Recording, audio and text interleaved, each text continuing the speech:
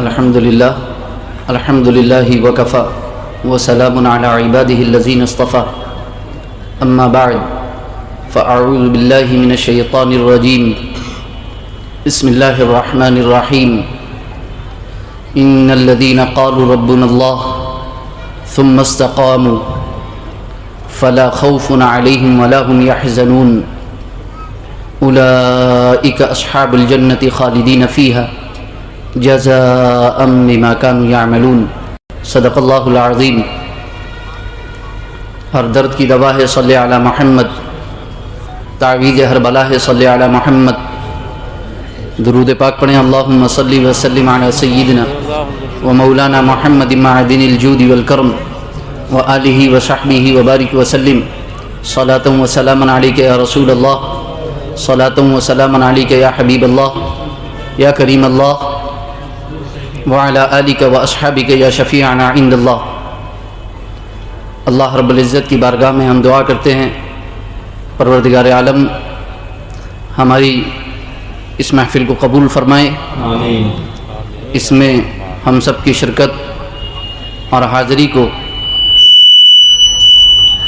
باعث خیر و برکت بنائے، اور اللہ رب العزت ہمیں علم نافع، عمل صالح، رزق حسن، ایمان کامل کی دولت سے مالا مال فرمائیں۔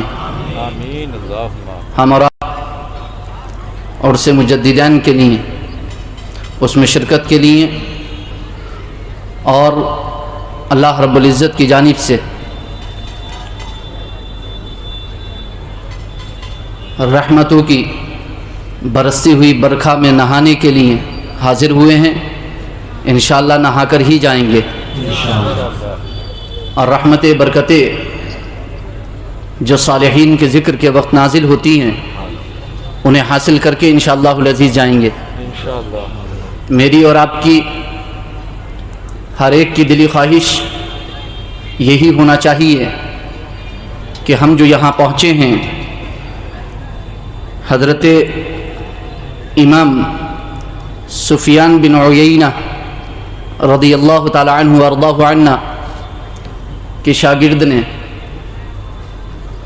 دریافت کیا کہ ارشاد فرمائیں کہ جب حدیث پاک بیان کی جائے تو اس وقت ہماری نیت کیا ہو؟ آپ نے ارشاد فرمایا عند ذکر الصالحین تنزل الرحمہ، صالحین کے ذکر کے وقت رحمت الہی کا نزول ہوتا ہے۔ وَنَبِيُّنَا محمد صلی اللہ علیہ وسلم سید الصالحین، اور ہمارے نبی حضرت محمد مصطفیٰ صلی اللہ علیہ وسلم تمام صالحین کے سردار ہیں۔ جواب نہیں، بہت بہترین۔ انہوں نے یہ جواب نہیں دیا کہ حضور کے ذکر کے وقت رحمتوں کا نزول ہوتا ہے، بلکہ ایک مطلق جملہ ارشاد فرمایا عند ذکر الصالحین۔ صالحین کا ذکر 4 نمبر پہ ہے قرآن میں، انبیاء، صدیقین، شہداء، صالحین۔ انبیاء بھی صالحین، صدیقین بھی صالحین، شہداء بھی صالحین۔ پہلے خاص ذکر کر دیا گیا، بعد میں عام کو ذکر کر دیا گیا۔ اسی کے مطابق انہوں نے جواب دے دیا کہ صالحین کے ذکر کے وقت رحمتوں کا نزول ہوتا ہے۔ اور نبی اکرم صلی اللہ علیہ وسلم کا فرمان جسے علامہ امام جلال الدین سیوطی رحمۃ اللہ علیہ نے جامع الاحادیث میں بیان کیا، ذکر الصالحین کفارۃ للذنوب، صالحین کا ذکر گناہوں کا کفارہ ہے۔ سبحان اللہ، سبحان اللہ، سبحان۔ تو ہم یہاں بیٹھے ہیں رحمت الہی پانے کے لیے، اور ہم یہاں آئے ہیں اپنے گناہوں کا کفارہ کرنے کے لیے۔ واہ واہ، بے شک۔ تو انشاءاللہ رحمتوں کی برکھا میں نہا کر جائیں گے اور اپنے گناہوں کا کفارہ کر کے واپس جائیں گے انشاءاللہ العزیز۔ انشاءاللہ۔ اور ایسی تو عظیم صالح شخصیتوں کے بارے میں ہم یہاں کلام کرنے بیٹھے ہیں اور سننے کے لیے بیٹھے ہیں کہ جن کے ذکر پر ملائکہ بھی جھوم جائیں. سبحان اللہ. واہ واہ واہ واہ. ان میں ایک شخصیت سیدنا امام ربانی مجدد الفسانی شیخ احمد فاروقی نقشبندی سرہندی علیہ رحمت و رضوان، اور دوسری شخصیت امام اہل سنت مجدد دین و ملت الشاہ امام احمد رضا خان فاضل بریلوی علیہ رحمت و رضوان، اور دونوں شخصیتیں تجدید کے منصب پر فائز ہیں. سبحان اللہ.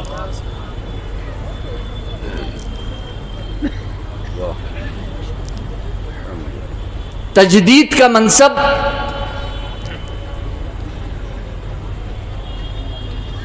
شریعت و طریقت کی جامع شخصیت کو عطا ہوتا ہے. جی بہت خوب. مجدد کا منصب شریعت اور طریقت کی جامع شخصیت کو عطا ہوتا ہے. شریعت اور طریقت میں جب بے راہ روی کجروی اختیار کی جاتی ہے تو اس کی اصلاح کے لیے ان کی تشریف آوری ہوتی ہے. تو ہم کسی مولوی یا کسی عالم کے عرس میں نہیں آئے ہیں، جی ہم مجددین کے عرس میں آئے ہیں. سبحان اللہ.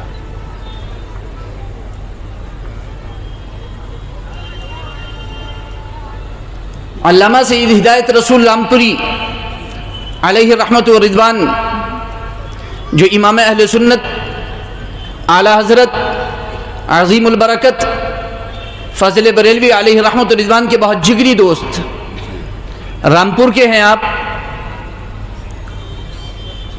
امام اہل سنت اعلیٰ حضرت عظیم البرکت فاضل بریلوی علیہ رحمہ نے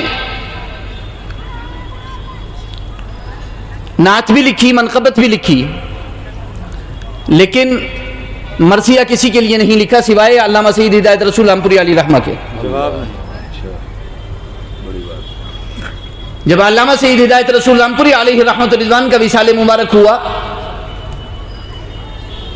تو علامہ سید ہدایت رسول رامپوری کے تیجے سوم کی فاتحہ کے موقع پر امام اہل سنت نے ایک بہت ہی معروف اور مشہور کلام ہے آپ کا، وہ آپ نے ایصال ثواب کے خاطر لکھا، اور وہ کلام ہے: کعبے کے بدر الدجا تم پہ کروڑوں درود، طیبہ کے شمس و توحا تم پہ کروڑوں درود، اور کوئی غیب کیا تم سے نہا ہو بلا، جب نہ خدا ہی چھپا تم پہ کروڑوں درود. کیا بات ہے. سبحان اللہ. دبدبہ سکندری رامپور کے اندر جو ہیڈنگ لگی ہوئی ہے وہ ہے برائے ایصال ثواب مولانا ہدایت رسول رامپوری. سبحان اللہ. میرے والد ماجد خلیفہ سرکار مفتی اعظم حضرت علامہ الحاج الشاہ مفتی سید شاہد علی حسنی نوری رضوی جمالی کریمی نقشبندی سبحان اللہ. سبحان اللہ. چشتی نظامی علیہ رحمت و رضوان، اللہ جو کہ عظیم شخصیت. حضرت علامہ مخلص بہت. مولانا قاضی اہل سنت ڈاکٹر مفتی محمد سمر میاں صاحب دہلوی علیہ رحمت رضوان کے بہت قریبی اور بہت ہی گہرے دوست، اور بہت ہی قرب تھا حضرت کا ان سے. جب حضرت رامپور تشریف لائے تھے اس وقت ملاقات کی تھی میری ہمشیرہ کی نکاح میں، شادی میں جو ہے حضرت تشریف لائے تھے. سبحان اللہ.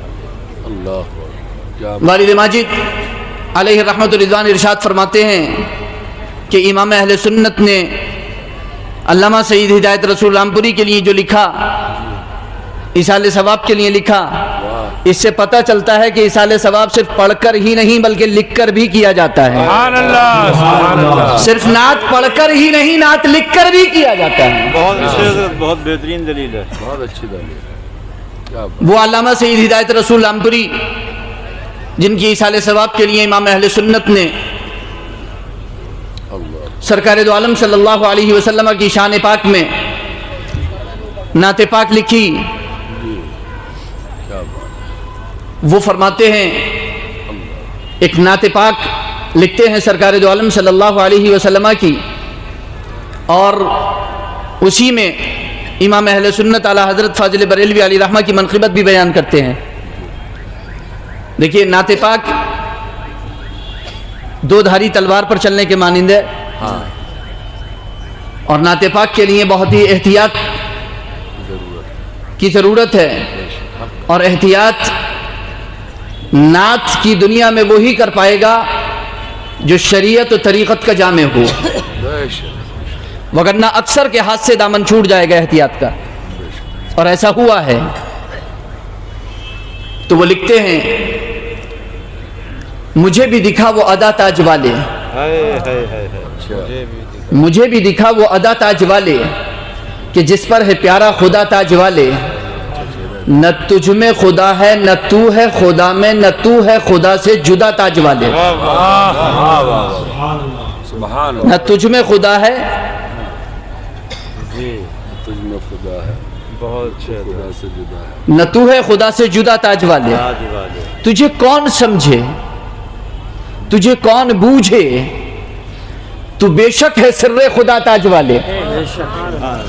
زمانے کی کشتی کا حکم خدا سے، تو ہے نا خدا با خدا تاج والے. سبحان اللہ سبحان اللہ.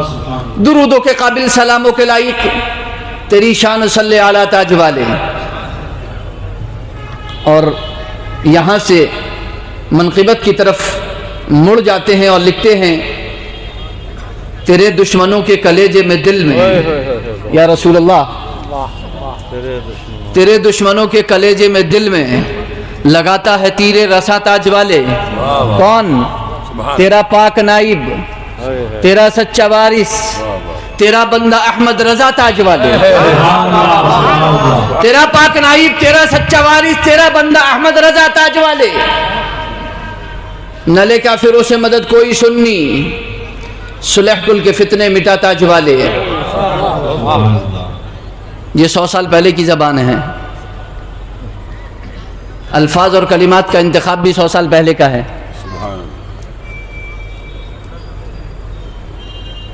صحابہ کے دشمن رہیں خوار ہر جا،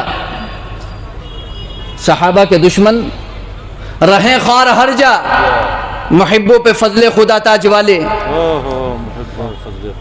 اور تیرے واسطے میں ہدایت کی تیرے، یہی ہے خدا سے دعا تاج والے. زمانے میں جب تک زمانہ ہے باقی، رہے نام احمد رضا تاج والے. سبحان اللہ. نعرہ تکبیر، نعرہ رسالت، علماء اہل سنت، فیضان اعلیٰ حضرت، فیضان مجددین، نعرہ تکبیر. بہت اچھے بہت اچھے. میں نے جو آیت کریمہ تلاوت کی،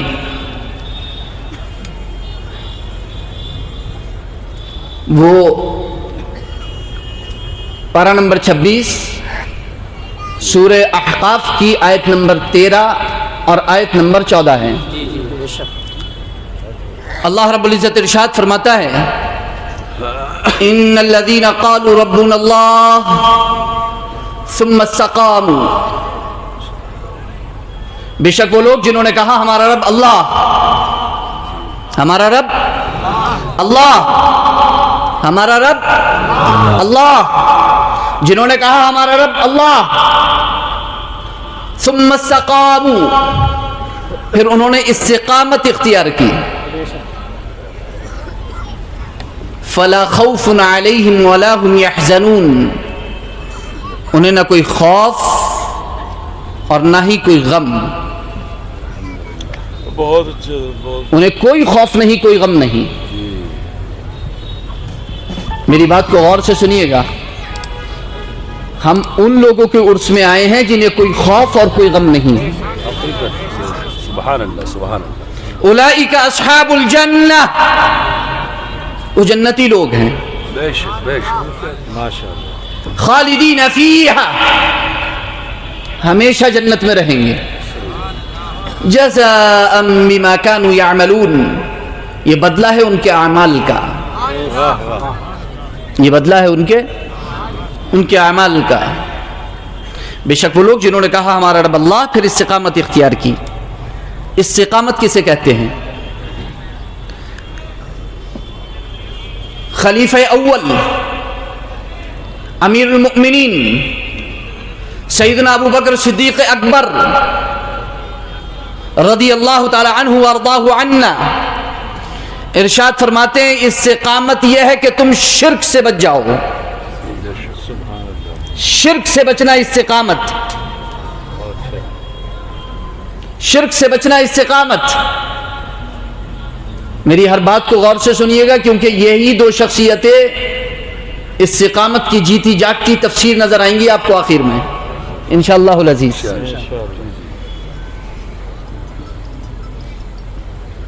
استقامت شرک سے بچ جانا. شرک کی دو قسمیں، شرک اکبر، شرک اصغر. شرک اکبر اللہ کی ذات، اس کی صفات یا اس کی عبادت میں کسی کو شریک ٹھہرانا. اور شرک اصغر ریا اور نفاق. ریا اور نفاق میں فرق ہے، لیکن دراصل ریا منافق ہی کی اصل خصلت ہے. جی واہ واہ واہ. ریا اور نفاق میں فرق ہے. یہ بہت اچھی بات. ریا اصل خصلت منافق ہی کی ہے، یہ منافق ہی کا کام ہے کہ وہ ریا کرتا ہے. صحیح بات ہے. سورہ معون اس پر دلیل ہے. سورۃ المعون بہت مختصر سی سورت ہے، سورہ کوثر سے پہلے اس کی تفسیر پڑھیے. سب چیزوں کی تفصیل کا وقت نہیں ہے، نہ اس میں جانے کا وقت ہے. سورہ معون تو شرک اصغر ہے ریا اور نفاق سے بچ جانا. نفاق سے بچ جانا. نفاق ظاہر کچھ باطن کچھ، ظاہر اور باطن میں تضاد، اتفاق کی کوئی راہ نہیں. جو کچھ کرے گا دکھاوے کے لیے. واہ واہ واہ. کبھی سچ بھی بولے گا تو دکھاوے کے لیے بولے گا منافق. سچ بھی بولے گا تو دکھاوے کے لیے بولے گا. امانت دار بھی بنے گا تو دکھاوے کے لیے بنے گا. وہ جو حضور نے فرمایا ہے کہ جب بھی بولے گا تو جھوٹ بولے گا، جب بھی وعدہ کرے گا وعدہ خلافی کرے گا. اذا حدث کذب واذا وعد اخلف واذا تؤمن خان. امانت رکھی جائے گی تو خیانت کرے گا. امانت چاہے علم کی ہو چاہے مال کی، اللہ اکبر. بہت ہر امانت میں خیانت کرے گا. بہت اچھے حضرت، بہت اچھے. ہر امانت میں خیانت کرے گا. ایسے ادھر سے ادھر کرا. اور اللہ خائنین کے چال بازیوں کو ناکام فرما دیتا ہے. بے شک.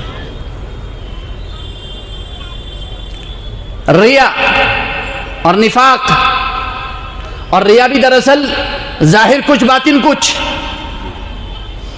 ریا اور نفاق کا بہت قریب رشتہ ہے.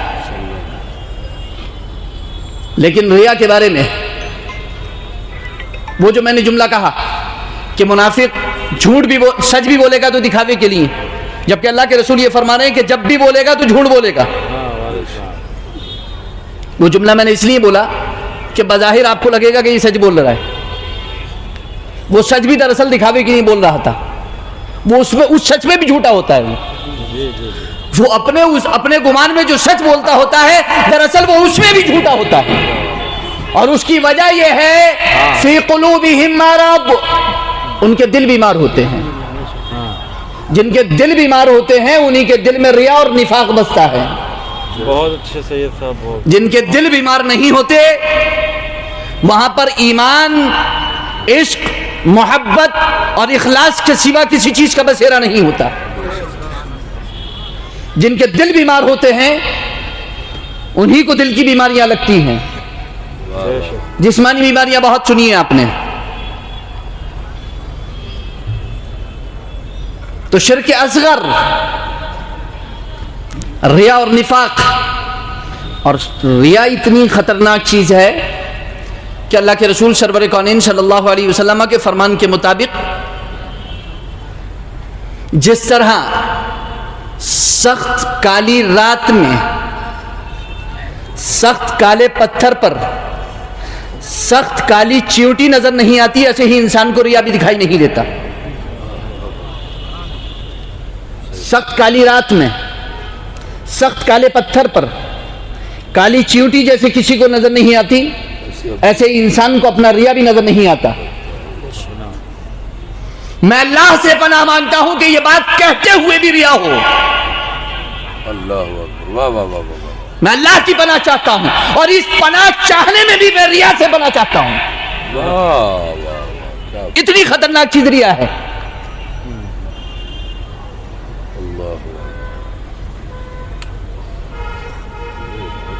تو استقامت کے معنی ہے شرک اکبر اور شرک اصغر سے بچ جانا.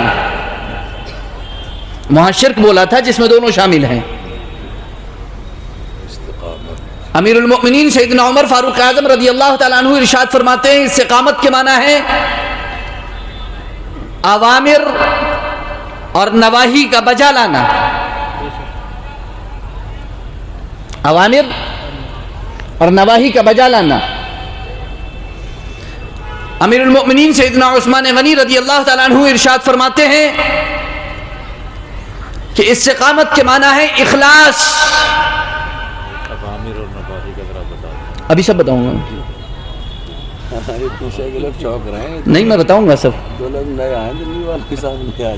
اوامر اور نواہی. اوامر اللہ نے اس کے رسول نے جن باتوں کا حکم دیا ان کو بجا لانا، ان کو کر لینا. نواہی اللہ اور اس کے رسول نے جن کاموں سے روکا منع کیا ان سے باز آ جانا اور رک جانا. اوامر و نواہی. اخلاص آپ کا عمل خالص اللہ کی رضا کے لیے ہونا، یعنی ریا سے پاک ہونا، کوئی دکھاوا نہیں ہونا. اور اس مقام کی بات کریں جس مقام پر یہ مجددین فائز ہیں تو وہاں تو غیر اللہ کے تصور سے بھی ان کا عمل پاک ہوتا ہے. سبحان اللہ سبحان اللہ. تصور سے بھی پاک ہوتا ہے، تصور سے پاک ہوتا ہے. امیر المؤمنین سیدنا مولا علی کرم اللہ تعالی وجہ الکریم ارشاد فرماتے ہیں استقامت کے معنی ہے فرائض کی ادائیگی کرنا. فرض میں کوئی کوتاہی نہیں، فرض میں کوئی کوتاہی نہیں، یہ ہے استقامت. یہ تفسیر اگرچہ تفسیر کشاف سے لی گئی ہے مگر اہل سنت نے قبول کیا ہے اور تلقی بالقبول اسے حاصل ہے امت کی. کوئی حرج نہیں ہے بیان کرنے میں. یہ میں اس لیے واضح کرتا ہوا چل رہا ہوں کہ یہاں پر علماء بھی موجود ہیں اور میری ذمہ داری ہے کہ میں جو بھی کہہ کر کے جاؤں ضرور امانت سے کام لوں کہ اس کے قائل کی طرف اس کی نسبت کرتا چلا جاؤں. تو استقامت کہتے ہیں شرک اکبر شرک اصغر سے بچ جانا، جسے علامہ امام قاضی بیضاوی علیہ الرحمہ نے تفسیر بیضاوی کے اندر سورہ بقرہ کی آیت کریمہ ھدی للمتقین میں متقین کی تفسیر کرتے ہوئے تقوی کا پہلا درجہ قرار دیا ہے. تقوی کا پہلا درجہ ہے کفر و شرک سے بچ کر داخل اسلام ہو جانا. اور اس معنی کے اعتبار سے یہاں پر موجود ہر صاحب ایمان متقی ہے. سبحان اللہ. نعرہ تکبیر، نعرہ تکبیر، نعرہ رسالت، مسلک اعلی حضرت. یہ محفل متقیوں کی محفل ہے اپنے معنی اول کے اعتبار سے. نہیں بالکل اچھی بات ہے، کوئی نعرہ نہیں آخر تک. माने अव्वल के एतबार से, अव्वलीन मरहले के एतबार से यहाँ पर मौजूद हर साहिब ईमान मुत्तकी है। सब परहेजगार हो। तकवे का दूसरा दर्जा नेकी करते हुए बड़े गुनाहों से बच जाना। मेरी बात गौर से सुनना, नेकी करते हुए बड़े गुनाह से बच जाना, क्योंकि आज का मुआशरा अगर नेकी से भरा पड़ा है तो बड़े गुनाहों में भी कसरत से मुब्तला है, और जो बड़े गुनाहों से बच रहा है तो वो नेकी के करीब आने को तैयार नहीं है। उसको यही गर्रा है और यही फख्र है कि मैं कोई बड़ा गुनाह नहीं करता, वो इसी फख्र की वजह से नेकी के करीब नहीं आ रहा है। और जो नेकियां कर रहा है वो इसी गुरूर में मुब्तला है कि कितना ही बड़ा गुनाह कर लूं नेकी तो कर ही रहा हूं। वैसे घमंड में नतीजा क्या निकला कि इस दूसरे माना में हमारा मुआशरा अक्सरियत हमारे मुआशरे की इस दूसरे तकवे से खाली है। नेकी करते हुए कबीरा गुनाहों से बच जाना, बड़े गुनाहों से बच जाना। बड़े गुनाह 7 भी हैं, 70 भी हैं, 700 भी हैं, बेशुमार भी हैं। और अगर बुजुर्गों की बारगाहों में चले जाओ, सूफिया के पास चले जाओ, अहले दिल के पास चले जाओ, वो तो कहते हैं जिस गुनाह को छोटा समझकर कर लो वो बड़ा है, वो बड़ा है। तुम जिसे छोटा समझ लो वो बड़ा है, वो कितना ही छोटा क्यों ना हो, जिसे आप छोटा समझकर करो वो बड़ा है। वालिद माजिद अलैहि रहमा की एक तकरीर उनके नाम से मौजूद यूट्यूब चैनल मुफ्ती सईद शाहिद अली पर पड़ी हुई है, जो 22 मिनट की है। उसमें वालिद माजिद अलैहि रहमा ने इंसान के जिस्म में पाए जाने वाले 17 बड़े गुनाह गिनाए हैं, जिनका ताल्लुक सिर्फ हमारे जिस्म से है, हमारी आँख से, हमारी ज़बान से, हमारे हाथ से, हमारे पाँव से, हमारे पेट से, हमारे पैर से, हमारे सर से, हमारी शर्मगाह से। 17 बड़े तफसील का बिल्कुल, मैं पहले कह चुका हूँ, तफसील का बिल्कुल मौका नहीं है देखने के लिए, वहाँ आप सुन सकते हो, इसलिए इसकी तफसील बिल्कुल नहीं करूँगा, वरना मैं पीछे रह जाऊँगा अभी फ़िलहाल। नेकी करते हुए बड़े गुनाहों से बच जाना। पारा नंबर 5 में अल्लाह रब्बुल इज्जत इरशाद फरमाता है, इन तजतनिबू कबाइर मा तुनहौना अन्हु नुकफ्फिर अन्कुम सय्यआतिकुम व नुदखिलकुम मुदखलन करीमा। अगर तुम कबीरा गुनाहों से बचो, कबाइर से बचो, गुनाहों से बचो जिनसे तुमको रोका गया है, जिनसे तुम्हें बाज रहने का हुक्म दिया गया है, नुकफ्फिर अन्कुम सय्यआतिकुम, तो तुम्हारी बुराइयां तो हम खुद ही मिटा देंगे। तुम बड़े गुनाहों से बचो तो सगीरा तो हम माफ फरमा देंगे।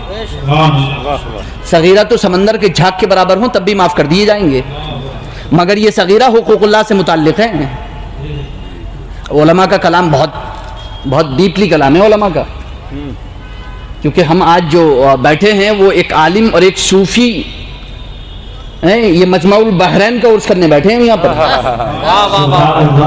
हम यहाँ पर मजमाउल बहरैन का उर्स करने बैठे हैं, मैं उनसे जुदा नहीं चलूंगा। हुकूकुल इबाद में छोटे में भी पकड़े जाओगे, ये बिल्कुल एकदम क्लियर करते हुए चलो। इस्तेमाल फरमाया मजमाउल बहरैन, क्या बात। इन तज्तनिबू कबाइर मा तुनहौना अन्हु नुकफ्फिर अन्कुम सय्यआतिकुम व नुदखिलकुम मुदखलन करीमा, और मुदखल करीम में दाखिल कर देंगे, मिटा भी देंगे सय्यात को और मुदखल करीम में दाखिल भी कर देंगे। सही बुखारी शरीफ में एक हदीस पाक, अल्लाह के रसूल सरवर कौनैन सल्लल्लाहु अलैहि वसल्लम की बारगाह में एक सहाबी रसूल हाजिर हुए। अर्ज़ किया, अल्लाह के रसूल मुझसे एक गुनाह हो गया है। मुहद्दिसीन ने बिल इत्तिफाक, अहले सुन्नत के मुहद्दिसीन, क्योंकि वही सहाबा की अजमत और कदर करते हैं, वही उनकी कदर मंजिलत को जानते हैं। अहले सुन्नत के सिवा न सहाबा की कदर मंजिलत को किसी ने समझा है, نہ اہل بیت کی قدر و منزلت کو کسی نے سمجھا ہے، نہ شان الوہیت اور شان رسالت کو کسی نے سمجھا ہے، کسی نے نہیں سمجھا۔ اہل سنت کے سوا خدا کی قسم آج تک جو کچھ سمجھا ہے انہوں نے سمجھا ہے، جو کچھ سمجھا ہے، حقیقت تو کسی نے نہیں سمجھی آج تک۔ جو کچھ سمجھا جو کچھ سمجھا ہے، اچھا جملہ، جو کچھ سمجھا ہے انہوں نے سمجھا ہے۔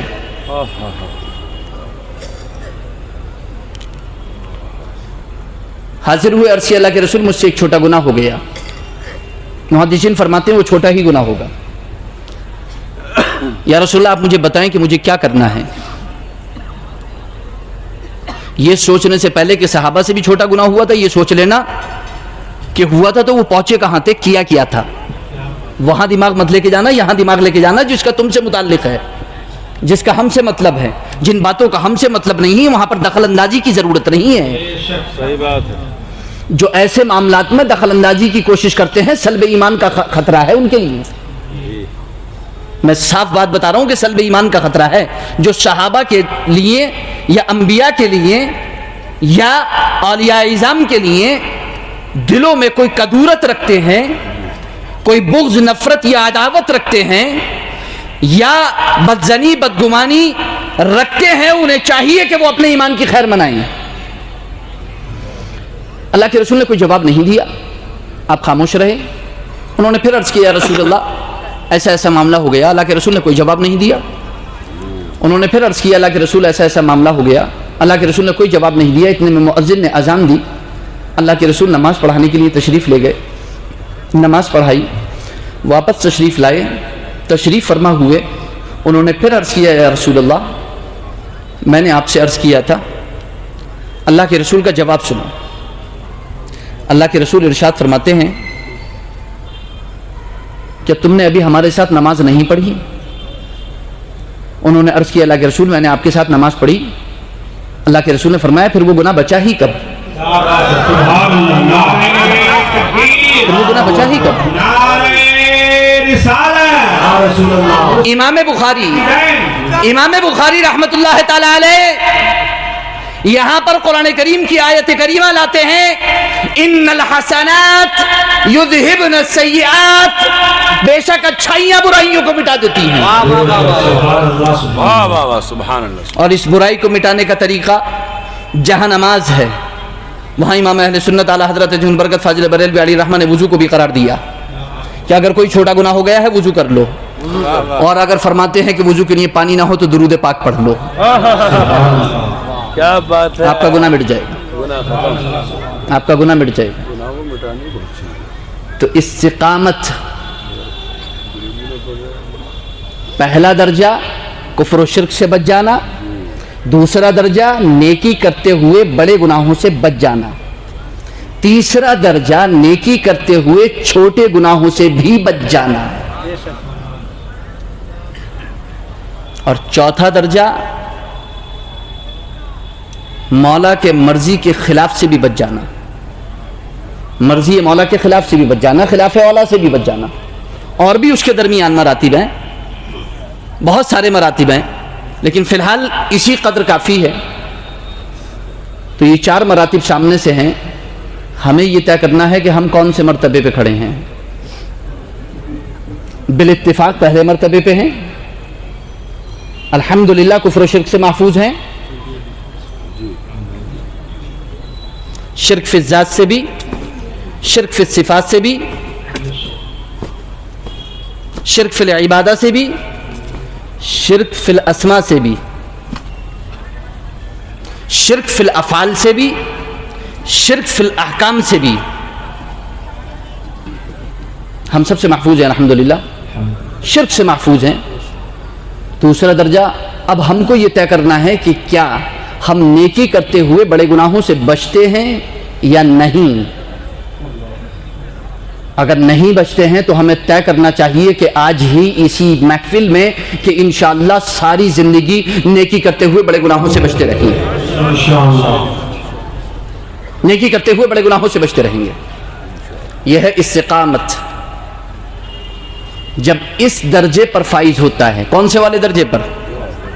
پہلے والے پر نہیں، دوسرے والے پر نہیں، تیسرے والے پر، ان تمام درجات پر فائز ہوتا ہے تو استقامت شکل اختیار کرتی ہے، آدمی استقامت پر آتا ہے۔ علم، عمل اور اخلاص، اس کے مجموعے کا نام شریعت ہے۔ علم ہو انسان کے پاس، پھر عمل ہو اور عمل میں خلوص ہو، بے شک کیا بات۔ خلوص ہو۔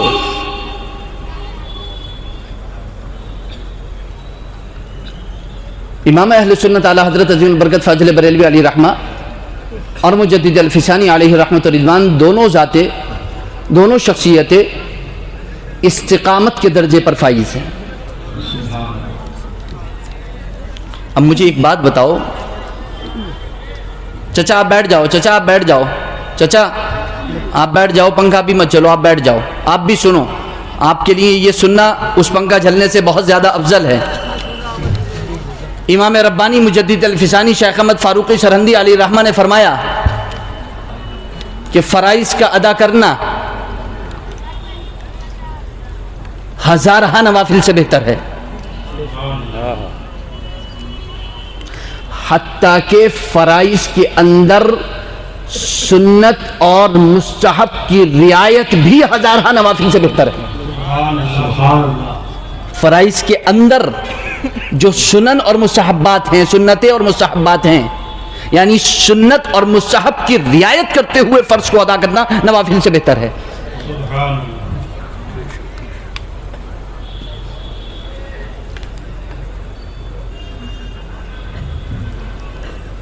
ان الذين قالوا ربنا الله ثم استقاموا فلا خوف عليهم ولا هم يحزنون، بے شک وہ لوگ جنہوں نے کہا ہمارا رب اللہ، کس نے کہا ہمارا رب اللہ؟ عالم ارواح میں سب نے کہا ہمارا رب اللہ۔ جب پوچھا گیا الست بربکم، کیا میں تمہارا رب نہیں؟ قالوا بلا، بولے کیوں نہیں، بے شک تو ہمارا رب ہے۔ وہاں تو سب نے کہا تھا کہ تو ہمارا رب ہے، یہاں آ کر کے کس نے کہا کہ تو ہمارا رب ہے؟ دنیا میں آنے کے بعد 3 گروہ بنے۔ پہلا گروہ جنہوں نے زبان سے اقرار بھی کیا اور دل سے تصدیق بھی کی کہ اللہ ہمارا رب ہے، وہ مومن کہلائے۔ جنہوں نے صرف زبان سے اقرار کیا، دل سے تصدیق نہیں کی، وہ منافق کہلائے۔ جنہوں نے نہ زبان سے اقرار کیا نہ دل سے تصدیق کی، وہ کافر کہلائے۔ سورہ بقرہ کی آیت نمبر 1 سے آیت نمبر 5 تک مومنین کا ذکر، آیت نمبر 6 اور 7 میں کفار کا ذکر، اور آیت نمبر 13 سے لے کر آیت نمبر 20 تک لگاتار 13 آیتوں میں منافقین کا ذکر، اور قرآن میں، اور انہی 3 قسم پر پورا قرآن مشتمل، اور انہی 3 ناموں کے ساتھ قرآن میں 3 صورتیں، سورہ مومن، سورہ کافرون، سورہ منافقون، سورہ مومنون، سورہ کافرون، سورہ منافقون، اور الحمد سے لے کر والناس تک انہی 3 قسم کے لوگوں کا بیان قرآن میں موجود ہے، چاہے وہ پہلی امت کے ہوں یا اس امت کے ہوں۔ قرآن کریم میں پورا موجود ہے، آپ پڑھتے چلے جائیے کہ کل 20 آیتوں میں جو 3 قسمیں بیان کر دی گئی ہیں، پورے قرآن میں وہ پھیلے ہوئے ہیں، الحمد سے والناس تک۔ تو 3 ہی قسمیں ہیں۔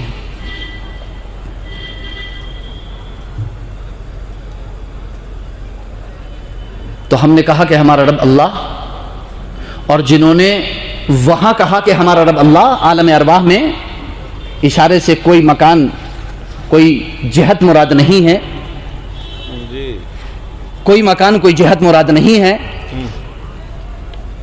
جنہوں نے عالم ارواح میں کہا کہ ہمارا رب اللہ، اور یہاں آ کر کے دل سے اقرار کیا اور زبان سے تصدیق کی ہمارا رب اللہ، انشاءاللہ وہی قبر میں کہیں گے ربی اللہ، ہمارا رب اللہ، وہی قبر میں کہیں گے ربی اللہ، ہمارا رب اللہ، وہی نمازوں میں کہیں گے ربی اللہ، سبحان ربی العظیم، سبحان ربی العالی، سبحان ربی العالی، ربی العالی، ربی العالی، ربی العظیم، ربی اللہ۔ یہ تسبیح وہی جپیں گے کہ کہ جو یہاں دل سے تصدیق کر کے زبان سے اقرار کرتے ہوئے اس پر ساری زندگی مضبوطی سے جمے رہیں گے. سبحان اللہ. ہٹنا نہیں ہے. توحید کا جو اقرار کیا ہے اس سے ہلکا سا بھی ادھر ادھر نہیں ہونا ہے, بالکل بھی نہیں ہلنا ہے, ہٹنا نہیں ہے جگہ سے. تو استقامت, اب اس استقامت کو پھیلا دیجئے. شریعت, طریقت, حقیقت, معرفت, یہ چاروں امام اہل سنت اعلیٰ حضرت عظیم البرکت فاضل بریلوی علیہ رحمہ نے فتاوی رضیہ شریف میں بیان فرمایا. شریعت, طریقت, حقیقت, معرفت. امام اہل سنت اعلیٰ حضرت عظیم البرکت فاضل بریلوی علیہ رحمہ فرماتے ہیں نبی اکرم صلی اللہ علیہ وسلم کے اقوال شریعت, افعال طریقت, احوال حقیقت اور علوم بے مثال معرفت. سبحان اللہ. سبحان اللہ. لیکن آپ کیسے سمجھیں گے شریعت کو, طریقت کو اور حقیقت کو؟ امام ربانی مجدد الفسانی مکتوبات میں فرماتے ہیں, مثال دیتے ہوئے شریعت, حقیقت اور طریقت کی, فرماتے ہیں جھوٹ نہ بولنا شریعت, جھوٹ نہ بولنا شریعت, جھوٹ نہ بولنا شریعت.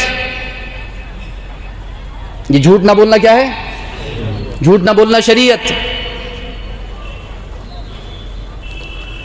اور جھوٹ کا خیال دل میں نہ آئے یہ طریقت و حقیقت. جھوٹ نہ بولنا شریعت, جھوٹ کا خیال دل میں نہ آنا یہ طریقت و حقیقت. اگر کوشش کر کے خیال نہ آئے تو طریقت, اور بغیر کوشش کیے آئے ہی نہیں تو حقیقت. اب آپ دیکھیں کہ آپ کون سی منزل پر ہیں, ہم دیکھیں کہ ہم کون سی منزل پر ہیں. ہم تو شریعت پر بھی مستقیم نہیں ہیں. وہ متقی جو کہہ دیا تھا پہلی درجے میں, اس سے اتنا زیادہ خوش ہونے کی ضرورت نہیں ہے. منزلیں بہت ہیں, منزلیں بہت ہیں, بود بہت ہے, مسافت بہت ہے, سفر بہت لمبا ہے.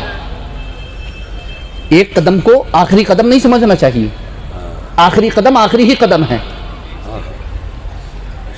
العبرۃ بالخواتیم, اعتبار خاتمے کا ہے, اینڈ کا ہے, اسٹارٹنگ کا نہیں ہے, اینڈ کا. وہ کہاں ہوتی ہے جا کر کے؟ تو شریعت, طریقت, حقیقت, معرفت. نبی اکرم صلی اللہ علیہ وسلم کے اقوال شریعت, افعال طریقت, احوال حقیقت, علوم بے مثال معرفت.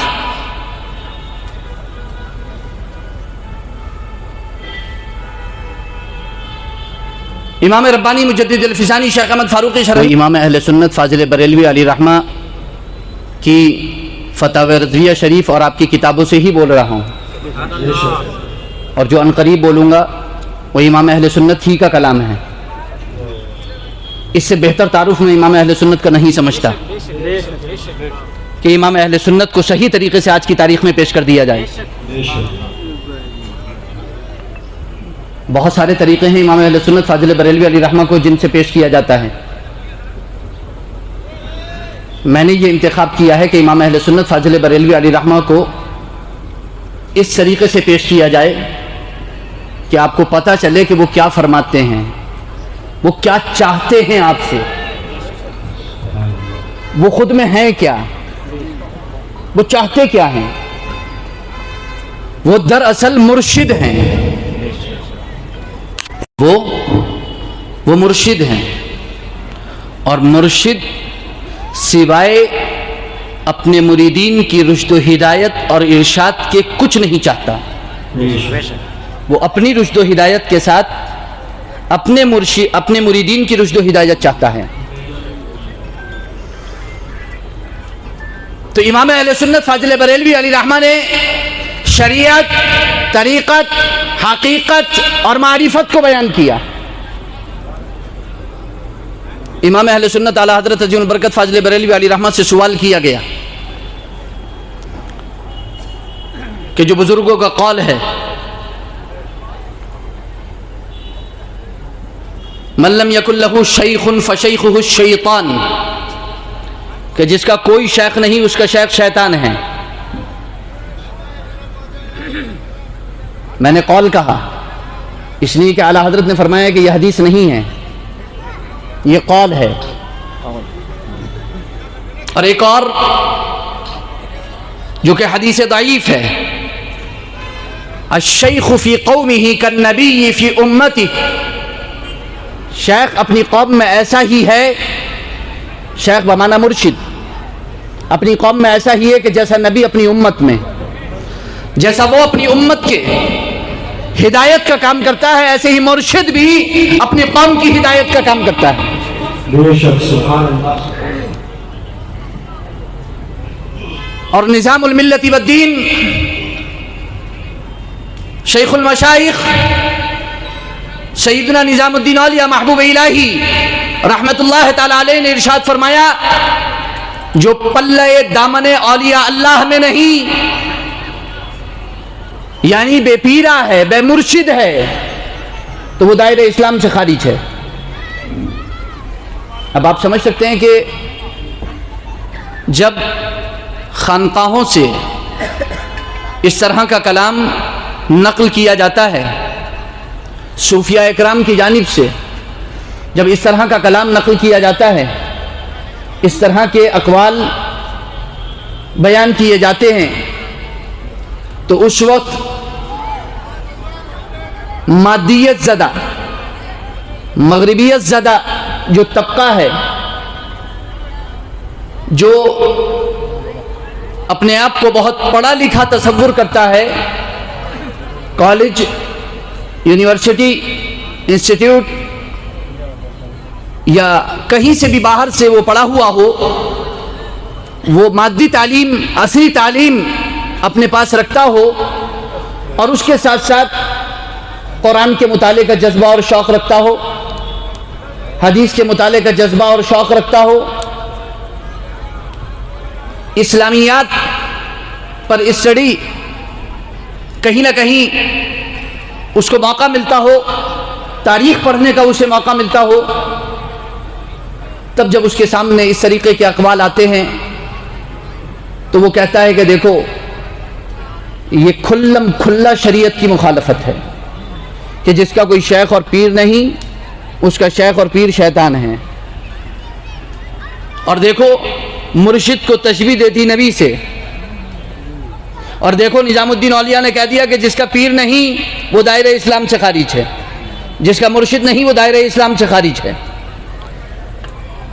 ان تینوں باتوں کا جواب دیتے ہوئے امام اہل سنت اعلیٰ حضرت عظیم البرکت فاضل بریلوی علیہ رحمہ ارشاد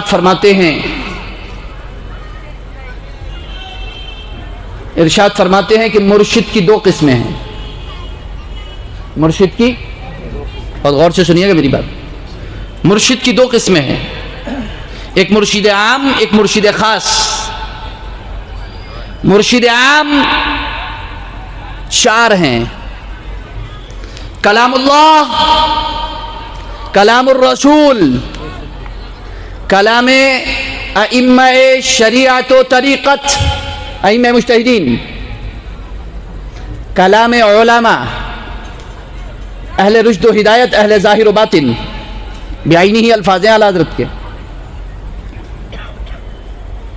فرماتے ہیں مرشد عام چار ہیں: کلام اللہ، کلام الرسول، کلام ائمہ، کلام علماء. فرماتے ہیں علماء کا مرشد کلام علماء، عوام کا مرشد کلام علماء.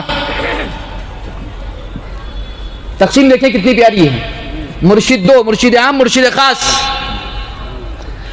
اور مرشد عام چار: خدا کا کلام، رسول کا کلام، اماموں کا کلام، علماء کا کلام. عوام کا مرشد علماء کا کلام، علماء کا مرشد اماموں کا کلام، اماموں کا مرشد رسول کا کلام، اور رسول کا پیشوا خدا کا کلام. سبحان اللہ. اب کیا رہ گیا اس میں؟ کیا رہ گیا اس میں؟ پھر سے سن لو، جواب ہے پھر سے سن لو. عوام کا مرشد علماء، علماء کے مرشد ائمہ مجتہدین، ان کے مرشد رسول اللہ، اور رسول اللہ کا پیشوا کلام خدا. سبحان اللہ. فرماتے ہیں یہ سلسلہ ہے جو اس سلسلے کو توڑنے کی کوشش کرے وہ اندھا ہے. فرماتے ہیں یہ سلسلہ ٹوٹ نہیں سکتا، اس سلسلے میں شیر رہتے ہیں. سبحان اللہ.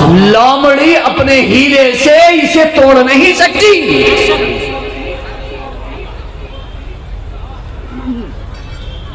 اور آپ مجھے بتاؤ سینے پہ ہاتھ رکھ کے، کیا آپ علماء کے بغیر جی سکتے ہو، رہ سکتے ہو؟ نہیں رہ سکتے. خدا کی قسم ایک قدم نہیں چل سکتے. اور اگر کسی کو دعویٰ ہے، جیسے آج ایک فون آیا، انہوں نے کہا کہ رامپور ایک سوال آیا ہوا ہے، میری وائف نے سوال کیا ہے اور اس نے لکھا ہے کہ میں نے 3 سے 4 مرتبہ اسے طلاق دی ہے اور رامپور سے اس نے فتویٰ حاصل کر لیا ہے، اور میں نے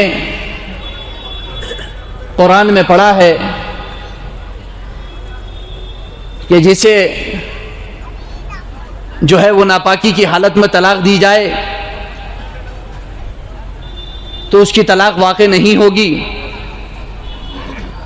میں بولا خدا کی قسم اپنا منہ بند کرو، اس سے آگے ایک جملہ نہ بولو.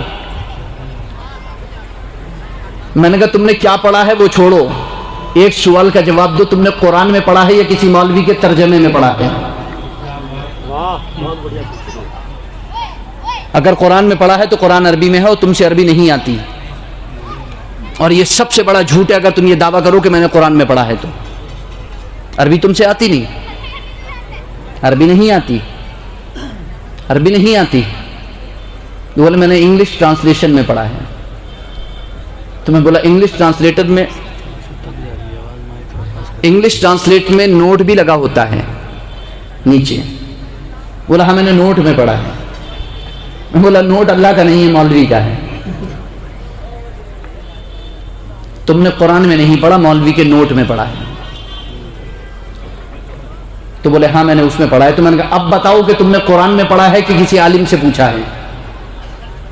وہ نوٹ تو عالم کا ہے. تو بولے ہاں عالم کا. میں نے کہا بغیر عالم کے آپ رہ بھی نہیں سکتے.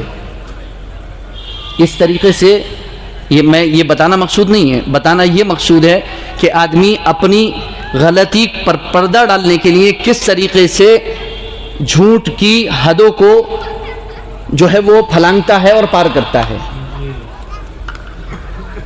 تو علماء کی ضرورت ہمیں ہے کہ نہیں ہے؟ بے شک ہے ہمیں علماء کی ضرورت. اس دنیا کے اندر کوئی مسلمان ایسا نہیں ہے جسے عالم کی ضرورت نہ ہو، جسے عالم کی ضرورت نہ ہو. کوئی ایسا نہیں ہے جسے عالم کی ضرورت نہ ہو، اور کوئی عالم ایسا نہیں ہے جسے ائمہ مجتہدین کی ضرورت نہ ہو. اور ائمہ مجتہدین میں کوئی ایسا نہیں ہے جسے صحابہ اور کلام رسول کی ضرورت نہ ہو.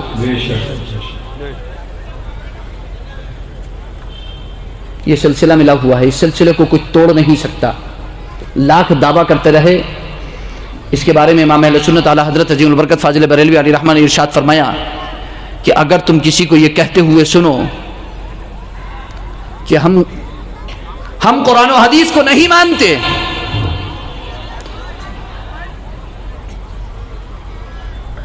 تو فرماتے ہیں کہ وہ تو صاف ختم ہے.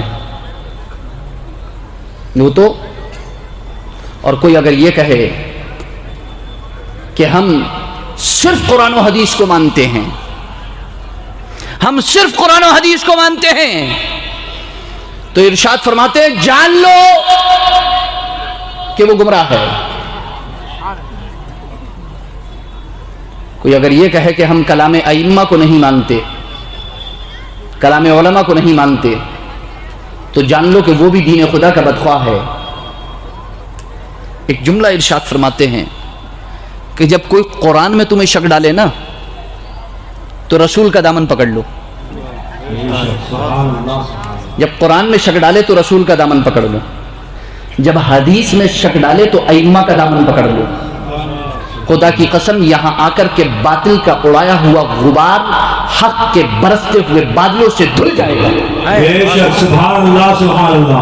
نعرہ تکبیر، نعرہ رسالت، فیضان پیر و مرشد کا دامن. تو مرشد دو، مرشد عام، مرشد خاص. مرشد عام کلام اللہ، کلام الرسول، کلام ائمہ، کلام علماء. اور مرشد خاص جس کے ہاتھ پر بیعت ہو کر کے آپ کا سلسلہ نبی اکرم صلی اللہ علیہ وسلم سے متصل ہو جاتا ہے. جس کے ہاتھ پر بیعت ہو کر کے، جس کے ہاتھ پر بیعت ہو کر کے. بیعت دو قسم، بیعت ارادت اور بیعت برکت. اور یہ صرف امام اہل سنت فاضل بریلوی علیہ الرحمہ نے بیان نہیں کیا، بلکہ سلسلہ سہروردیہ کے بانی سیدنا شیخ شہاب الدین سہروردی علیہ الرحمۃ رضوان نے اپنی کتاب عوارف المعارف شریف میں فرمایا کہ خرقہ دو قسم کا ہے جو مرید کو عطا کرتے ہیں، ایک خرقہ ارادت اور ایک خرقہ برکت.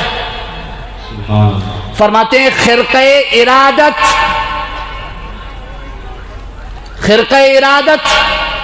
مرید کو دیا جاتا ہے، اور خرقہ برکت متشبہ کو دیا جاتا ہے. اعلی حضرت فرماتے ہیں بیعت برکت، بیعت ارادت. بیعت برکت کیا ہے؟ برکت کے لیے آج کل کی جو بیعتیں ہیں، اعلی حضرت اپنے زمانے میں فرماتے ہیں ہمارے زمانے کی جو بیعت ہیں، جو آج کے زمانے میں مرشد، شیخ اور پیر کے ہاتھ پر لوگ بیعت کرتے ہیں، وہ بیعت برکت ہے، بیعت تبرک ہے. اس میں صرف اتنا ہوتا ہے کہ آپ کسی پیر کے، کسی شیخ کے ہاتھ میں ہاتھ دے دیتے ہیں، کسی پیر کے شیخ کے ہاتھ میں آپ ہاتھ دے دیتے ہیں، جس کی وجہ سے آپ کا سلسلہ نبی اکرم صلی اللہ علیہ وسلم تک متصل ہو جاتا ہے. اسی قسم کی بیعتیں آج کل ہوتی ہیں. اس کا فائدہ کیا ہے؟ ارے اس سے بڑا فائدہ کیا ہوگا کہ حضور تک آپ کی سند متصل ہو جائے. سبحان اللہ. سند کی برکت بیان کرتے ہوئے امام اہل سنت، امام الشان علامہ امام حافظ ابن حجر عسقلانی شارح بخاری صاحب فتح الباری علیہ رحمت الباری کے حوالے، ان کی کتاب الاصابہ فی تمییز الصحابہ کے حوالے سے، علامہ اقشہری کے حوالے سے بیان کرتے ہیں کہ وہ فرماتے ہیں خواجہ رتن ہندی، جن کے بارے میں صحابیت کا دعویٰ ہے کہ وہ صحابی ہیں. علماء نے بہت کچھ لکھا ہے، بہت کچھ لکھا ہے ان کے بارے میں، اور بہت سارے وہ ہیں جنہوں نے کچھ نہیں کہا ہے، خاموشی اختیار کر لی ہے. لیکن ان سے کچھ حدیثیں مروی ہیں جن کے بارے میں علامہ اقشہری فرماتے ہیں، علامہ امام حافظ ابن حجر عسقلانی جن کا پایا حدیث میں ایسا ہے کہ ان کے بغیر کوئی 4 قدم چل نہیں سکتا ٹھیک سے اصول حدیث کے اندر. وہ فرماتے ہیں هذا السند يتبرك به وان لم يوثق بصحته. یہ وہ سند ہے جس سے برکت حاصل کی جائے گی اگرچہ اس پر اعتماد نہیں کیا جائے گا، صرف برکت کے لیے بیان کیا جائے گا. تو سلسلہ جو ہوتا ہے وہ برکت پانے کے لیے ہوتا ہے. اور غلاموں میں نام لکھ جانا کیا کم ہے؟ آپ کیا کم سمجھتے ہو کہ حضور کے غلاموں میں نام لکھ جائے، اس فہرست میں، اس شجرے میں نام آ جائے، اس سلسلے میں نام آ جائے؟ یوم ندعو کل اناس بامامہم، اور اپنے امام کے ساتھ پکارے جاؤ قیامت کے دن. یہ کیا کم ہے؟ نہ، یہ کم نہیں ہے، یہ بہت بڑی سعادت ہے، یہ خود میں بہت بڑی سعادت ہے. تو یہ ہے بیعت برکت، اور ایک ہے بیعت ارادت. ایک ہے بیعت ارادت، یہ الگ ہے. اس میں منزل طے کی جاتی ہے طریقت کی، پھر حقیقت کی، پھر معرفت کی. یہ بالکل الگ ہے. ان دونوں کے پیر بھی الگ ہیں. بیعت برکت کا پیر الگ ہے اور بیعت ارادت کا پیر الگ ہے. بیعت برکت اور ارادت کے پیر کا نام ہے شیخ اتصال اور شیخ ایصال. جس کے ہاتھ پہ آپ برکتاً بیعت کرتے ہیں اس پیر کا نام ہے, اس مرشد کا نام ہے شیخ اتصال, یعنی جس کی وجہ سے اتصال ہو جاتا ہے, آپ کے سلسلہ مل جاتا ہے, کڑی مل جاتی ہے نبی اکرم صلی اللہ علیہ وسلم سے جا کر کے. اور شیخ ایصال جو آپ کو لے جا کر کے بارگاہ رسول میں کھڑا کر دیتا ہے, سبحان اللہ سبحان اللہ. جو آپ کو لے جا کر کے بارگاہ الہی میں کھڑا کر دیتا ہے, حجابات کو اٹھا دیتا ہے, دلوں کے زنگ کو دور کر دیتا ہے, آپ کی تربیت کرتا ہے, آپ کا روحانی علاج کرتا ہے, آپ کی دل کی بیماریوں کو دور کرتا ہے, آپ کے تمام راہ طریقت میں آنے والی دشواریوں کو دور کرتا ہے, راہ سلوک پر چلنے والوں کی مشکلات کو آسان کرتا ہے. وہ خود بھی جامع ہوتا ہے, آپ کو بھی جامع بنا دیتا ہے, آپ کو بھی جامع بنا دیتا ہے, آپ کو بھی جامع بنا دیتا ہے. پھر اس مرشد خاص شیخ اتصال کے لیے 4 شرطیں. آپ جس کے ہاتھ پر بیعت ہوتے ہیں اس کی 4 شرطیں. نمبر 1, وہ سنی صحیح العقیدہ ہو. نمبر 2, وہ اس قدر علم رکھتا ہو کہ اپنی ضرورت کے مسائل کتابوں سے نکال سکے, جانتا ہو یا ضرورت پڑنے پر کتابوں سے نکال سکے. نمبر 3, وہ فاسق معلن نہ ہو, کھلم کھلا فسق نہ کرتا ہو. نمبر 4, اس کا سلسلہ حضور تک متصل ہو, بیچ میں کٹا ہوا نہ ہو. جو خود کٹا ہوا ہوگا وہ آپ کو کیا ملائے گا؟ بے شک بے شک. یہ 4 شرطیں ہیں شیخ اتصال کی. بس شیخ اتصال یہ 4 شرطیں پائی جائیں, وہ سنی صحیح العقیدہ ہو. ہاتھ میں ہاتھ دینے سے پہلے دیکھ لو کہ سنی صحیح العقیدہ ہے کہ نہیں ہے. امام اہل سنت فرماتے ہیں, اور شیخ اکبر محی الدین ابن عربی نے بھی شرائط المرشد والمرید کے نام سے کتاب لکھی ہے, اس میں بھی آپ مرید اور مرشد کی شرائط دیکھ سکتے ہیں. بات یہیں تک نہیں ہے, کوئی یہ نہ سوچے کہ اعلیٰ حضرت کی لکھی ہوئی باتیں ہیں. خدا کی قسم امام اہل سنت نے جو کچھ لکھا ہے 14 صدیوں پر محیط ہے. 14 صدیوں پر محیط ہے, وہ 1400 سال پر محیط ہے. وہ مطلب ہر زمانے کے علماء, فقہا, مفسرین, محدثین, متکلمین امام اہل سنت کے ساتھ کھڑے دکھائی دیں گے آپ کو. امام اہل سنت کبھی تنہا دکھائی نہیں دیں گے آپ کو. آپ فتاوی رضیہ شریف اٹھا کر کے دیکھ لیجئے, از اول تا آخر پڑھ لیجئے. ہر صدی, ہر زمانے کا جید عالم دین, ولی کامل, اعلیٰ حضرت اس کی بارگاہ میں بیٹھے ہوں گے. دراصل امام سنت شہد کی مکھی کا نام ہے. امام اہل سنت شہد کی مکھی کا نام ہے. شہد کی مکھی کا کام کیا ہوتا ہے؟ شہد کی مکھی کا کام ہوتا ہے مختلف قسم کے پھلوں پر اور پھولوں پر جا کر کے ان کا رس لینا, اور شام کو واپس آ کر کے اپنے گھر میں رکھ دینا, اور کچھ دن کے بعد آپ کو شہد کی شکل میں پیش کر دینا. آپ کو شہد کی شکل میں پیش کر دینا, آپ کو شہد کی شکل میں پیش کر دینا. بہت احتیاطیں ہوتی ہیں اس کے ہاں, شہد کی مکھی کے بہت احتیاط ہوتی ہے. سورۃ النحل کی آیت نمبر 68, 68 اور 69, آیت نمبر 68 اور آیت نمبر 69 کے اندر اللہ رب العزت نے ارشاد فرمایا وَأَوْحَى رَبُّكَ إِلَى النَّحْلِ أَنِ اتَّخِذِي مِنَ الْجِبَالِ بُيُوتًا وَمِنَ الشَّجَرِ وَمِمَّا يَعْرِشُونَ ثُمَّ كُلِي مِنْ كُلِّ الثَّمَرَاتِ فَاسْلُكِي سُبُلَ رَبِّكِ ذُلُلًا يَخْرُجُ مِنْ بُطُونِهَا شَرَابٌ مُخْتَلِفٌ أَلْوَانُهُ فِيهِ شِفَاءٌ لِلنَّاسِ إِنَّ فِي ذَلِكَ لَآيَةً لِقَوْمٍ يَتَفَكَّرُونَ, آیَةً لِقَوْمٍ يَتَفَكَّرُونَ. آپ کے رب نے الہام کیا, دل میں ڈالا شہد کی مکھی کے, إِلَى النَّحْلِ أَنِ اتَّخِذِي مِنَ الْجِبَالِ, کہ جاؤ پہاڑوں میں گھر بناؤ, جاؤ پہاڑوں میں گھر بناؤ. أَنِ اتَّخِذِي مِنَ الْجِبَالِ بُيُوتًا وَمِنَ الشَّجَرِ, درختوں میں بناؤ. وَمِمَّا يَعْرِشُونَ, چھپروں میں, چھجوں میں بناؤ. وہ 3 جگہ گھر بناتی ہیں, پہاڑوں میں بناتی ہیں. کہاں بناتی ہیں؟ پہاڑوں میں بناتی ہیں, درختوں میں بناتی ہیں, اور چھپروں میں بناتی ہیں. اور شہد کی مکھی کبھی گندگی پر نہیں بیٹھتی ہے.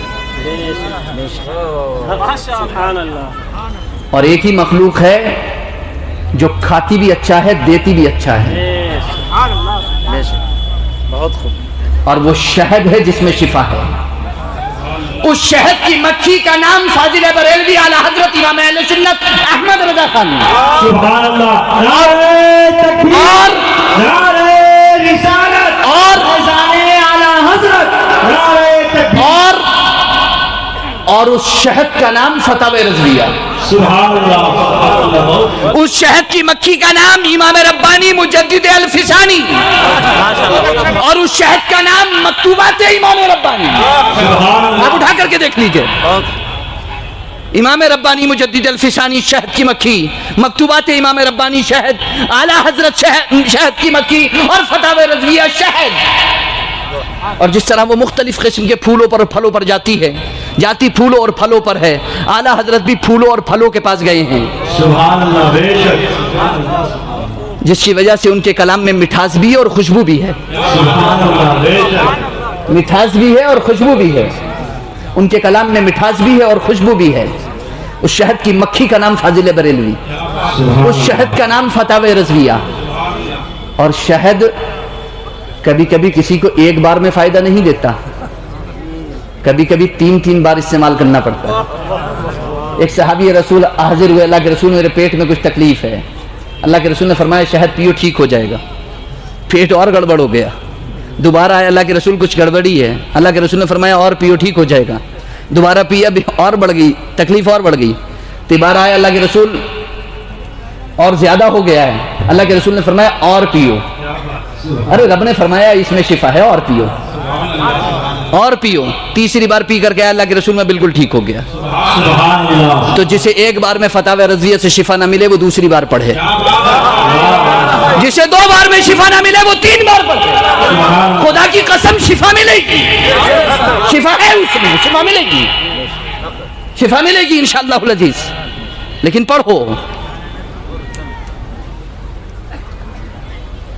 تو شیخ اتصال کی 4 شرطیں: سنی صحیح العقیدہ ہو، امام اہل سنت سنی صحیح العقیدہ ہیں، امام ربانی سنی صحیح العقیدہ ہیں، عالم ہو، وہ صرف اپنی ضرورت کے عالم نہیں ہے، عالم کی ضرورت کے عالم ہے. وہ اپنی ضرورت کے عالم نہیں، عالم کی ضرورت کے عالم ہیں. وہ عالم اسلام کی ضرورت کے عالم ہیں. نمبر 3، فسق فجور، کبیرہ تو کبیرہ وہ صغیرہ پر اصرار سے بھی، اور وہ خلاف اولا سے بھی بچتے ہیں. اور وہ کس کے ماننے والے ہیں؟ اس امام کے جس کے بارے میں امام ربانی مجدد الفسانی نے فرمایا امام اعظم ابو حنیفہ کے ایک بار وضو میں ایک مستحب چھوڑ گیا تو 40 سال کی نماز قضا کی. کس امام کی بات کر رہے ہیں ہم؟ وہی لوگ ہیں جو آج فقہ حنفی پر، حنفی اسکول پر جو ہے وہ کیچڑ اچھالتے ہیں، گندگی اچھالتے ہیں، اور اسے متون کرنے کی کوشش کرتے ہیں، اور غیر مقلدیت پھیلاتے ہیں، آزادی پھیلاتے ہیں، لوگوں کو بے راہ رو بناتے ہیں، بے راہ روی کا شکار بناتے ہیں. اور چوتھی شرط اس کا سلسلہ متصل ہو. اور جہاں تک اتصال کی بات رہی نا، سلسلے کے اتصال کی بات، تو خدا کی قسم ہمارے سروں پر رکھی ہوئی ٹوپیوں کی سند بھی ہمارے پاس موجود ہے کہ ان کی سند ہے. سبحان اللہ. 4 سلسلوں میں ٹوپی ملتی ہے. ایک ٹوپی کی نسبت ابو بکر صدیق کی طرف، تو دوسری ٹوپی کی نسبت عمر فاروق اعظم کی طرف، تو تیسری ٹوپی کی نسبت عثمان غنی کی طرف، تو چوتھی ٹوپی کی نسبت علی حیدر کرار کی طرف، امیر المؤمنین رضی اللہ تعالیٰ عنہ اجمعین کی طرف. ہمارے سروں پر رکھی ہوئی پگڑیوں کی بھی سند اہل سنت کے پاس موجود ہے. اور صرف اتنا ہی نہیں، حضور نے کون سی حدیث کیسے بیان کی تھی، اگر ہوٹوں کو حرکت دی تھی تو مسلسل بالشفتین ہمارے پاس موجود ہے. اگر انگلیوں کو ملا کر کے سند دی تھی، حدیث بیان کی تھی، تو حدیث بالشبکتین بھی ہمارے پاس موجود ہے. المسلسل بالشبکتین بھی ہمارے پاس موجود ہے، بالشبکہ بھی ہمارے پاس موجود ہے. ہمارے پاس مسلسل بالتمر بھی موجود ہے. مسلسلات کا ڈھیر لگا ہوا ہے. آ کر کے ایک مرتبہ اہل سنت کو پڑھو تو جن کے پاس نالین کی بھی سند موجود ہے، جن کے پاس منہ مبارک کی بھی سند موجود ہے، جن کے پاس دندان مبارک کی بھی سند موجود ہے، جن کے پاس عصای مبارک کی بھی سند موجود ہے. کس کی بات کرتے ہو؟ اہل سنت والجماعت کی. اور وہ تو شریعت، حقیقت، طریقت، معرفت کے درجوں پر فائز ہیں. اور ہم دیکھ رہے ہیں یہ 4 شرطیں دونوں کے اندر بدرجہ اتم پائی جاتی ہیں. اس کے بعد آتا ہے شیخ ایصال کہ جو ان شرائط کا جامع ہو، اپنے اندر ان شرائط کو رکھتا ہو، اس کے بعد شیطان کے مکر و فریب سے بچنے کی صلاحیت بھی رکھتا ہو، اس کے مکر و فریب کو جانتا ہو، اس کی چالوں کو جانتا ہو، اور اپنے مرید کی تربیت کی طاقت اور صلاحیت بھی رکھتا ہو، وہ شیخ ایصال ہے۔ فلاح دو قسم کی، میں گفتگو کو جلدی ختم کرتا ہوں۔ فلاح دو قسم کی، فلاح ظاہر، فلاح باطن۔ فلاح ظاہر کو فلاح تقوی بھی کہا جاتا ہے، اور فلاح باطن کو فلاح احسان بھی کہا جاتا ہے۔ فلاح یعنی کامیابی، کامیابی دو قسم کی، فلاح تقوی، فلاح احسان، یعنی فلاح ظاہر، فلاح باطن۔ فلاح ظاہر کے بارے میں اعلیٰ حضرت فرماتے ہیں، کامیابی کے بارے میں اعلیٰ حضرت فرماتے ہیں کہ فلاح ظاہر صرف یہ نہیں ہے کہ آپ نیکیاں کر کے اور گناہوں سے بچ کر کے یہ سمجھ بیٹھیں کہ آپ کامیاب ہو گئے۔ نہیں، میں نے کیا کہا تھا؟ نیکی کرتے ہوئے گناہ سے بچنا۔ میں نے کہا تھا نا کہ آگے منزلیں اور ہیں، آگے منزلیں اور ہیں، نیکی کرتے ہوئے گناہ سے بچنا۔ اب اعلیٰ حضرت فرماتے ہیں فلاح تقوی کیا ہے؟ لوگوں نے یہ سمجھ لیا ہے کہ ہم متقی ہیں، یعنی نیکیاں کرتے ہیں اور گناہوں سے بچتے ہیں، بس ہم متقی ہیں۔ اعلیٰ حضرت فرماتے ہیں نہیں، دل کو حسد، کینہ، بغض، عداوت، نفرت، حب جاہ، حب مال، حب دنیا، تمام آلائشوں سے پاک کرو، دنیا کو دل سے پھینکو، تب متقی ہوگے۔ اس کا مطلب یہ نہیں ہے کہ دنیا حاصل مت کرو، وگرنہ قرآن کریم کی اس آیت کریمہ کا کیا ہوگا جو رب فرماتا ہے رجال لا تلہیہم تجارۃ ولا بیع عن ذکر اللہ، وہ لوگ ہیں کہ جن کی تجارت اور خرید و فروخت انہیں اللہ کے ذکر سے غافل نہیں کرتی۔ امام ربانی مجدد الفسانی علی رحمہ اس کا جواب دیتے ہوئے مکتوبات شریف میں ارشاد فرماتے ہیں کہ سلسلہ نقشبندیہ کے بانی سیدنا خواجہ بہاؤالدین نقشبند علیہ الرحمۃ والرضوان فرماتے ہیں کہ میں مینا میں ایک بازار میں حاضر ہوا، میں نے دیکھا کہ ایک تاجر بیٹھا ہوا جو ہے وہ 50-60 ہزار دینار کی خرید و فروخت کر رہا ہے، درہم و دینار کی خرید و فروخت کر رہا ہے، یعنی اتنا بڑا سودا کر رہا ہے اس وقت میں، اتنا بڑا سودا کر رہا ہے اس وقت میں۔ خواجہ بہاؤالدین نقشبند فرماتے ہیں مگر ایک لمحے کے لیے بھی اس کا دل میں نے خدا کی یاد سے غافل نہیں دیکھا، ایک لمحے کے لیے بھی اس کا دل میں نے خدا کی یاد سے غافل نہیں دیکھا، ایک لمحے کے لیے بھی، ایک لمحے کے لیے بھی۔ یہ ہے فلاح ظاہر، یہ ہے فلاح تقوی۔ اس کے بعد ہے فلاح احسان۔ فلاح احسان کا مطلب ہے رذائل، خصائل رذیلہ، بری خصلتیں، بری عادتیں، دل کی برائیوں سے متخلی ہو کر اور اچھی باتوں سے، اچھی عادتوں سے متجلی ہو کر پھر رب کا قرب حاصل کرے تو فلاح احسان، یہ ہے فلاح احسان۔ اب یہاں پر ہمیں یہ دیکھنا ہے کہ اعلیٰ حضرت جو اپنے مرشد کی بارگاہ میں گئے اور امام ربانی جو اپنی مرشد کی بارگاہ میں گئے، وہ کون سی فلاح کے لیے گئے تھے؟ وہ کون سی فلاح کے لیے گئے تھے؟ فلاح احسان کے لیے۔ اور وہ جو گئے تھے شیخ ایصال کے پاس گئے تھے، شیخ اتصال کے پاس نہیں گئے تھے۔ شیخ ایصال میں شیخ اتصال پایا جاتا ہے، وہ شیخ ایصال کے پاس گئے تھے۔ وہ اگر ماہریرہ گئے تھے تو وہ شیخ ایصال کے پاس گئے تھے۔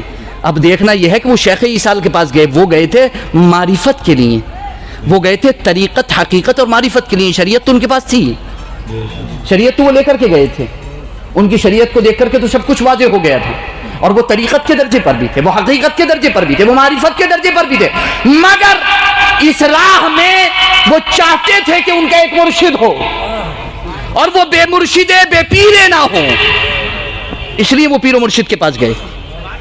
اور کوئی ولی ایسا نہیں ہے جو مرشد خاص کے پاس نہ گیا ہو۔ اور ایک بات، اس دنیا کے اندر کوئی بھی سنی صحیح العقیدہ مسلمان ایسا نہیں ہے جو بے پیرا بے مرشد ہو، خواہ وہ کسی کے ہاتھ پر اس نے بیعت کی ہو خاص طور سے یا نہ کی ہو۔ مثلا آپ کسی کے مرید نہیں ہیں، تو کیا آپ بے پیرے ہیں، بے مرشد ہیں؟ اگر آپ سنی صحیح العقیدہ ہیں تو ہرگز ہرگز آپ بے پیرے بے مرشد نہیں ہیں، بلکہ آپ کا مرشد ہے خدا کا کلام، رسول کا کلام، اماموں کا کلام، علماء کا کلام۔ اگر آپ چاروں کو اپنا مرشد مانتے ہیں تو آپ کا مرشد ہے، آپ بے مرشد نہیں ہیں۔ سنی کبھی بے مرشد نہیں ہوتا، اس کو مرشد عام ہر وقت ملتا ہے، اسے مرشد عام۔ اب اگر آپ سلوک کی راہ چلنا چاہتے ہیں، سلوک کی راہ چلنا چاہتے ہیں، شریعت اجمال ہے، وہ تفصیل ہے۔ اگر آپ اور تفصیل چاہتے ہیں اور قرب چاہتے ہیں تو اب آ جائیے کسی خاص مرشد کے ہاتھ میں ہاتھ دے دیجئے، تاکہ پھر وہ اس راہ کی دشواریوں سے آپ کو بچا لے، وہ آپ کو اس راہ کی دشواریوں سے بچا لے۔ خواجہ غریب نواز نے ہاتھ دیا مرشد کے ہاتھ میں، شیخ ایصال کے ہاتھ میں ہاتھ دیا، صابر پاک کلیری نے ہاتھ دیا، نظام الدین اولیاء نے ہاتھ دیا، حتیٰ کہ غوث اعظم رضی اللہ تعالی عنہ نے ہاتھ دیا۔ شیخ ایصال کے ہاتھ میں سب نے ہاتھ دیا، شیخ ایصال کے ہاتھ میں ہاتھ دیا، درجہ بدرجہ کمال کو پہنچے۔ خود فرماتے ہیں سیدنا غوث اعظم محبوب سبحانی قطب ربانی رضی اللہ تعالی عنہ، درست العلم حتی صرت قطبا ونلت السعد من مولا الموالی۔ میں علم دین حاصل کرتے کرتے قطب وقت ہو گیا، میں علم دین حاصل کرتے کرتے خلاصہ وہ لوگ جو یہ کہتے ہیں کہ آج ملاؤں کی اور پیروں کی نہیں بنے گی، وہ جو یہ کہتے ہیں کہ عالم اور صوفی کی نہیں بنے گی، وہ جھوٹے ہیں، وہ مسخرے شیطان ہیں۔ شیطان ان سے کھیلتا ہے، شیطان ان سے کھیلتا ہے، شیطان ان سے کھیلتا ہے۔ اور اگر کوئی عالم ایسا ہو جو یہ کہے کہ شریعت الگ ہے، طریقت الگ ہے، طریقت والوں کو شریعت کی ضرورت نہیں، تو ایسے علماء کے بارے میں امام ربانی مجدد الفسانی شیخ احمد فاروقی سرندی فرماتے ہیں کہ ابلیس لعین بڑی بے فکر سے ان لوگوں پر بھروسہ کیا ہوا فارغ بیٹھا ہے، کیونکہ وہ کہتا ہے کہ ہمارے کام کے لیے اتنی مخلوق موجود ہے تو پھر ہمیں کیا ضرورت ہے پیٹ کا پانی ہلانے کی۔ وہ بہت آرام سے بیٹھا ہے، بہت آرام سے بیٹھا ہے، وہ بہت بھروسہ کیے بیٹھا ہے ایسے لوگوں پر۔ تو وہ جان لے کہ ان کا مرشد ابلیس اور شیطان ہے۔ من لم یکن لہ شیخ فشیخہ الشیطان، جو ان مرشدوں میں سے اپنا مرشد نہیں بنائے گا اس کا مرشد شیطان ہوگا، جو شریعت کو اپنا مرشد نہیں بنائے گا اس کا مرشد شیطان ہوگا۔ امام ربانی فرماتے ہیں طریقت اور حقیقت شریعت ہی کی خادم ہیں، اس سے الگ کوئی چیز نہیں ہے۔ اور اپنے ایک شخص کو مکتوب لکھا اور مکتوب میں لکھ کر کے کہا کہ آپ اپنی مجلس میں جس طرح تصوف کی کتابیں پڑھتے اور پڑھاتے ہیں اسی طرح فقہ کی کتابیں بھی پڑھیے اور پڑھائیے۔ بلکہ فرماتے ہیں امام ربانی کہ ہو سکتا ہے کہ آپ کی تصوف کی کتابیں اس کو فائدہ نہ دیں، نقصان پہنچا دیں، مگر فقہ کی کتابیں اسے فائدہ ہی پہنچائیں گی، نقصان نہیں پہنچائیں گی۔ اگر آپ فقہ کو الگ کر کے تصوف پڑھائیں گے تو نقصان پہنچے گا۔ اس کا مطلب یہ نہیں ہے کہ تصوف نہیں، تصوف اعلیٰ مقام ہے۔ پہلے شریعت پر تو گامزن کر دیجئے، پہلی سیڑھی پر تو کھڑی کر دیجئے، اعلیٰ طبقے میں تو جب ہی جائیں گے نا۔ اور تمام بزرگان دین اولیاء اکرام اعلیٰ طبقے پر ہیں۔ اب سوچنے کی بات یہ جو باٹم میں کھڑے ہیں وہ ٹاپ والوں کے سلسلے میں غلط بیانی کیسے کر سکتے ہیں؟ جو وہاں تک پہنچی ہی نہیں ہے وہ کیسے کر سکتے ہیں؟ بہت زیادہ۔ تو ہمیں شریعت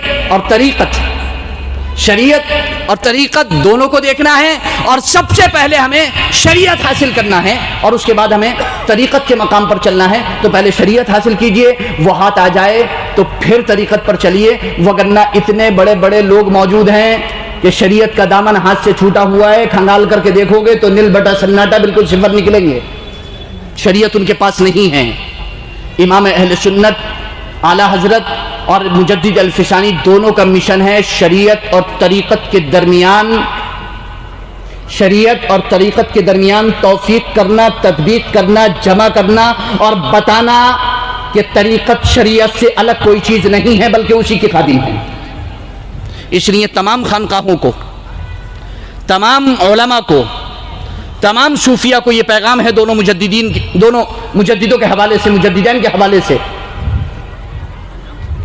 کہ شریعت کا علم پہلے اپنے مریدوں کو حاصل کرائیں، شریعت کا پابند بنائیں، اور شریعت کا پابند بنا دے تو پھر راہ سلوک چلائیں، پھر طریقت کی راہ، پھر حقیقت کی راہ، پھر معرفت کی راہ۔ اور ایک بات یاد رکھیں، صحابہ اکرام کو مرشد عام بھی حاصل تھا، مرشد خاص بھی حاصل تھا۔ ان کا مرشد عام کتاب اللہ کلام الرسول اور مرشد خاص رسول اللہ صلی اللہ علیہ وسلم۔ امام ربانی فرماتے ہیں وہ پہلے سے ہی حقیقت و معرفت کے درجے پر فائز ہیں، ان کو مرشد ہی ایسا ملا ہے، ان کو مرشد ہی ایسا ملا ہے۔ تو بس ہمیں کیا کرنا ہے؟ جس طرح ہم اپنے جسموں کو پاک کرتے ہیں ایسے ہی ہمیں اپنی روحوں کو پاک کرنا ہے۔ طرح روح اس جسم کے لیے جو حیثیت رکھتی ہے، ایسے ہی عقیدہ عمل کے لیے حیثیت رکھتا ہے۔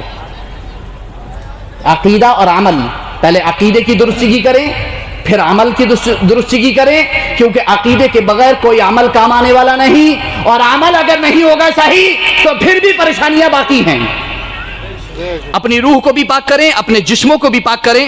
اللہ رب العزت اس کی مجھے آپ کو سب کو توفیق عطا فرمائیں، دارین کی سعادت و برکتوں سے مالا مال فرمائیں۔